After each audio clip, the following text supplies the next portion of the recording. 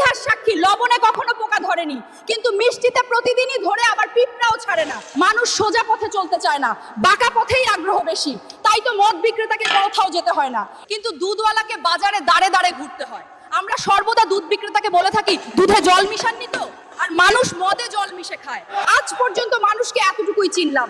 কচু পাতা দেখেছেন নিশ্চয়ই, ওপরে সবুজ আর ভেতরে চুলকানিতে ভরা। ঠিক তেমনি কিছু মানুষ আছে, বাইরে থেকে দেখতে ভীষণ সুন্দর পরিপাটি, কিন্তু ভেতরটা আবর্জনায় ভরা। সাপ দুধ খেয়ে বিষ উগরে দেয়, আর গরু ঘাস খেয়েও দুধ দেয়। সুতরাং দোষটা খাবারের নয়, পার্থক্যটা স্বভাবের। নিজের যোগ্যতা নিয়ে কখনো অহংকার করবেন না। মনে রাখবেন, পাথর কিন্তু নিজের ওজনের জন্য জলে ডুবে যায়। কি আজব দুনিয়া জানেন?